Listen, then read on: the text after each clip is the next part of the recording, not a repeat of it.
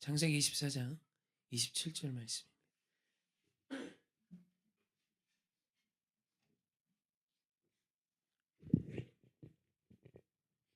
앞에 화면에 있는 말씀 우리 함께 보시고 한 목소리로 합독합니다. 시작. 이르되 나의 주인 아브라함의 하나님 주의 사랑과 성실을 그치지 아니하셨사오며 여호와께서 길에서 나를 인도하사 내 주인의 동생 집에 이르게 하셨나이다 하니라. 아멘. 할렐루야. 아브라함의 종, 학자들 신학자들 사이에서 엘리에셀이라 말하죠. 아무튼 아브라함의 종의 찬송입니다. 오늘 우리가 좀 주목하고 싶은 것은 진짜 찬송하는 자가 누구인가를 좀 알고 싶어요.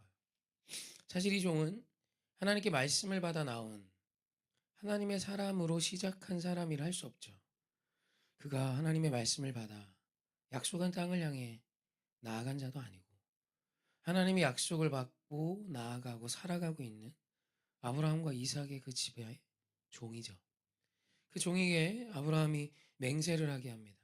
가나안 여인이 아니라 반드시 하란 땅에 하나님이 멸족하시기로 했던 이 가나안 땅에 어떤 여인이 아니라 내가 왔던 그 고향 땅에 내 일족, 내 사람들, 내 혈육의 한 여인을 취하여 이삭과 결혼케 할 것을 약속하게 합니다.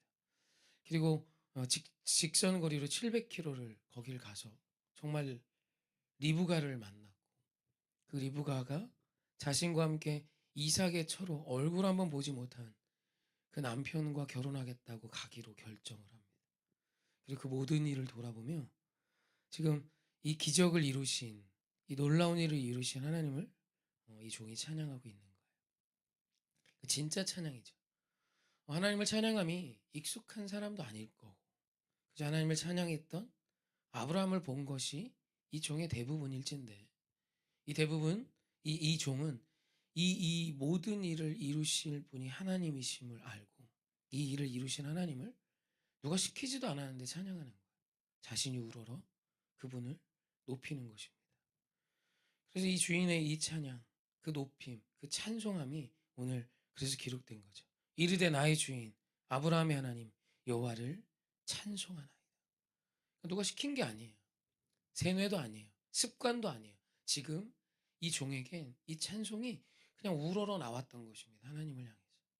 사실 우리가 생각하는 가장 이상적인 찬양의 모습이죠.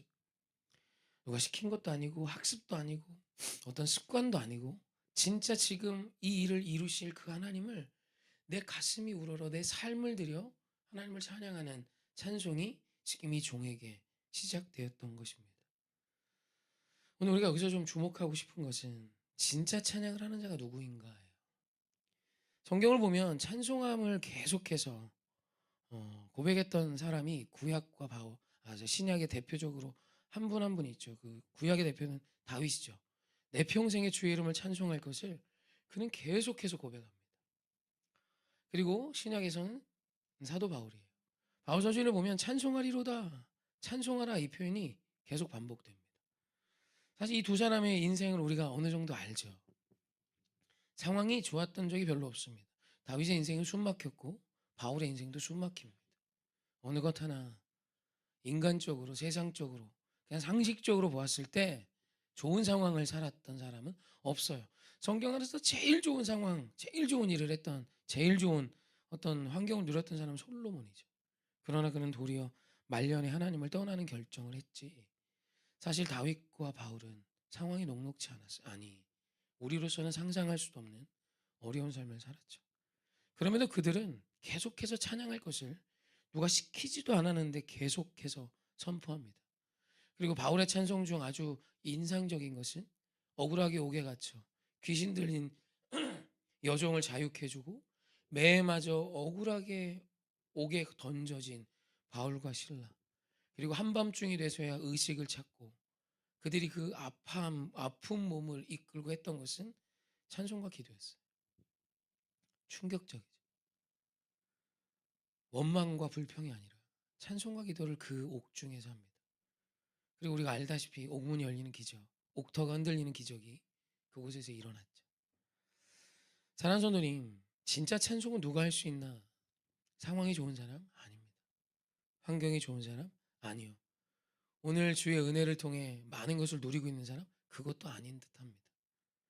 찬송은 오늘 하나님과 함께 동행하고 있는 자에게 주어지는 거예요.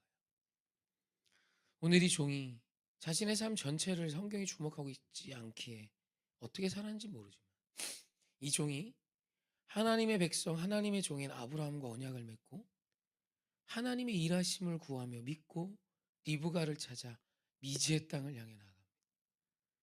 하루 이틀 한 달을 걸려 그 땅에 도착했고 그곳에서 이 종이 기도합니다. 주님, 여호와 하나님, 내 주인의 여호와 하나님이여, 예비하신 처자를 내가 구분해야 합니다. 이런 일을 하는 사람, 낙타에게 물을 주는 여인이 있다면 내가 주님이 예비한 사람인 줄 믿습니 할 때 리브가가 와요. 그 말이 채 끝나기도 전에. 그리고 그 여인이, 그 아름다운 여인이 정말 아브라함 집안의 사람이었고 그 여인이 자신의 낙타 열필에게 물을 먹여요. 지난주도 이야기했지만 낙타는 종에 따라 100리터까지 물을 먹는다 했습니다. 우물에서 물을 길어 열필의 낙타에게 물을 배부르게 먹이는 일은 절대로 쉬운 일이 아니에요. 그런 일을 했던 여인이 진짜 있었어요. 그리고 그것이 그 만남이 너무도 쉬웠고 자신의 기도가 채 끝나기도 전에 하나님께서 일하심을 자신의 눈앞에서 봅니다. 그랬던 그 종이 주님을 찬양해요.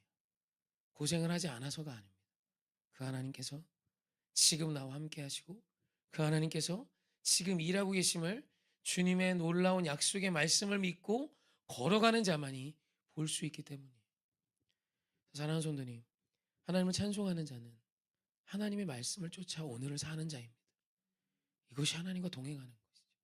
하나님 앞에 늘 기도하며 하나님의 놀라운 도우심을 구하며 오늘 우리의 인생을 하나님과 함께 써내려가는 자만이 하나님의 영광을 볼 수 있는 것입니다.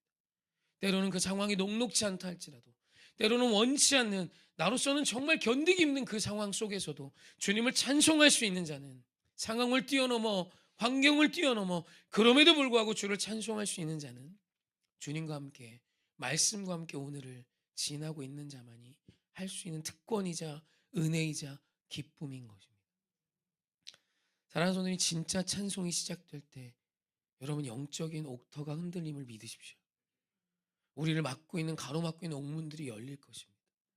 우리의 손과 발을 자유케 하지 못하는 착고들이 풀어지는 기적이 일어날 거예요. 할렐루야. 요한계시록 10장 5절 말씀 한번 잠깐 보시죠. 함께 합독합시다. 시작.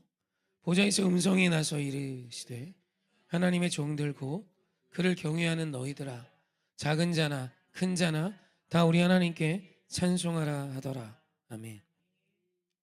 이 말씀이 도미티안 박해 속에 자신이 살고 있던 집도 자신이 갖고 있던 모든 인프라도 버리고 예수 그리스도 믿겠다고 도망 나와 신앙을 지키는 사람들에게 하신 말씀입니다. 도미티안이 말 한마디 하면 다 잡아 죽습니다. 예수 그리스도의 말씀의 능력 어디에도 보이지 않습니다. 그게 요한계시록을 처음 받아들었던 그 시대의 그리스도인들의 상황입니다. 그런 그들에 대해 하나님께서 10장 5절을 선포하십니다. 보좌에서 음성이 나와 이르시되 하나님의 종들 곧 그를 경외하는 너희들아, 작은 자나 큰 자나 다 우리 하나님께 찬송하라 하더라. 여러분, 이 상황 중에 이 말씀을 들으면 화나지 않을까 싶었어요. 저는 어렸을 때, 철이 없을 때 제가 읽는데 화나더라고요. 이 상황과 환경 속에 하나님을 찬송하래요. 사실 찬송은 그의 몫입니다. 이 명령이 아무리 그에게 임했어도 나는 찬양 안 합니다. 지금 당신이 하고 있는 것이 무엇입니까? 내 자녀가 예수를 믿다 죽었고 내 아비가 예수를 믿다 죽었습니다. 당신은 무엇을 하셨습니까? 라고 원망하며 불평할 수 있어요. 그런데 성경은 명확히 선포합니다. 찬송하라. 이유는 복잡하지 않습니다. 하나님께서 반드시 일어날 일을 내게 보여주셨는데 그것이 무엇이냐면 보좌에 앉으신 그분으로부터 구원이 임하며 모든 구원하심이 어린 양 께로부터 임하는 놀라운 은혜. 그리고 놀라운 것은 허다한 무리들이 주 앞에 모여 그 하나님을 찬양하는데 많은 물소리와 같고 우레와 같은 찬양이 임하는 것이지 승리더라. 그러니 이 승리를 믿고 찬송하라라고 명하는 거예요. 여러분, 이 찬송을 이 위기 속에 있었던 사람들이 했을까요? 저는 했을 거라고 확신합니다. 이유는 상황과 환경이 우리의 찬송을 좌우하는 것이 아니라 오늘 하나님을 믿음으로 자신의 삶을 뒤로하고 자신의 일터도 뒤로하고 자신이 살았던 고향도 뒤로하고 하나님의 말씀을 쫓아 믿음의 여정을 걷는 그들이기에 생명을 걸고 주의 말씀이 답이 되어 오늘을 주의 말씀으로 살아가는 그들이기에 그들의 삶에 하나님의 은혜는 넘쳤을 것이고 그들의 삶에 하나님의 영광이 있었을 것입니다. 그리고 그런 그들은 그 지하 카타콤에 숨어들어 언제 무너질지도 모르는 오늘 내 자녀와 누운 이 땅 밑에서 하나님을 예배하며 찬송했을 것입니다. 사랑하는 성도님, 오늘 우리 안에 이 찬송이 회복되었으면 좋겠습니다. 상황이 좋을 때만 찬양하지 마십시오. 아니, 상황이 좋다 해서 찬양이 나오는 것이 아닙니다. 어떤 때이든 그 위대하신 우리 주님을 믿음으로 찬송하십시다. 왜냐하면 그 하나님은 오늘 우리에게 선하신 것을 약속하셨고 승리를 약속하셨고 그 승리를 반드시 이루실 나의 아버지 하나님이시기 때문입니다. 진퇴양난의 상황 같으십니까? 오늘 이 나라의 상황이, 오늘 부부의 관계가, 어떤 인간의 관계가, 오늘 내 가정이, 이 교회가, 이 지역이 혼란스러우십니까? 두려우십니까? 그런 것들 주님의 놀라운 약속의 승리를 믿으십시오. 그리고 하나님과 동행하는 결정을 하시고 찬양하며 그분이 주신 이 귀한 한때를 채워가는 저와 여러분이셨으면 좋겠습니다. 이제 12월 25일이죠. 저는 감히 12월 25일이 우리 예수님께서 가장 슬퍼하는 날이라고 생각할 때가 많습니다. 예수님 마음은 잘 모릅니다만. 왜냐하면 12월 25일, 12월 24일 밤은 가장 많은 음란과 가장 많은 술 취함과 가장 많은 세상적인 문화가 가득한 시간이기 때문에 정점입니다. 그런 그때 저는 그래서 성탄 전야가 그냥 뭐 애들이 모여서 뭐 이렇게 재롱하고 하는 걸 보고 좋아하는 시간이 아니라 영적으로 전혀 다른 것을 추구하는 시간이어서 참 귀합니다. 그냥 뭐 보기 좋은 시간, 우리 애들 나와서 천사 날개 하고 흔드는 시간, 뭐 으쓱으쓱 이게 아니라 이번엔 천사 날개 안 하고 슈퍼맨 망토 했더라고요. 뭐 어떤 의미인지는 잘 모르지만 내 아이가 나와서 좋은 시간, 그것도 맞죠. 즐기지만 오늘 이 밤 세상과 다른 흐름과 영성이 있는 모임이 필요합니다. 진짜 마음 아픈 게 많은 교회들이 이 12월 24일에 이 전야제를 많이 포기한 것 같아요. 주일날 하는 분 교회도 많고 12월 25일 예배 드리면서 하는 경우도 많고 간략해졌습니다. 사실 저는 새벽송도 올해 사실 청년하고 얘기했어요. 새벽송도 돌래. 달 새면서 새벽송도 돌아라. 그랬더니 애들이 너무 부담스러워. 내년에 콜? 막 이렇게. 제가 이렇게 막 고집하는 이유는 제 젊은데 제가 굉장히 수용을 잘합니다. 코로나가 터져서 뭐 변하고 문화적인 수용도 잘합니다. 좀 삶이 약간 좀 뭐 이렇게 발전하고 진보하는데 두려움이 별로 없어요. 그런데 지켜야 될 건 또 꼭 지킵니다. 여러분 영적으로 굉장히 의미 있는 시간이에요. 영적으로 이 세상학과 완전히 반대되는 선포를 하는 겁니다. 산타, 선물, 연인, 섹스, 술 취함, 방탕 아니요. 예수 그리스도. 그분의 나심을 기뻐하는 날이 오늘 밤이어야죠. 그분이 오늘 어떤 날 명확히 어떤 시간에 오셨는지 우린 정확히 모르지만 그분이 오심을 기념하는 이 12월 25일 그 전야제 크리스마스 이브 이 시간이 예수 그리스도가 주인공이 되게 해야죠. 우리의 이 시간이 초라할지 모르지만 세상에 비하면 정말 의미도 없는 숫자가 모여 하는 어떤 시흥 땅의 한 구석에 있는 한 교회의 모습일지 모르지만 사랑하는 성도님 영적인 이 무브먼트는 반드시 역사하는 힘이 있습니다. 그래서 뭐 오늘 오십시오 뭐 이런 광고보다 오늘 우리의 마음에요. 예수 그리스도가 가득한 그분을 찬양하는 한 날이셨으면 좋겠습니다. 그분이 우리를 위해 오심을 기념하는 오늘 24일 또 내일 이 거룩한 시간이 진짜 거룩한 시간이 되어지시기를 주님의 이름으로 축원합니다. 아멘.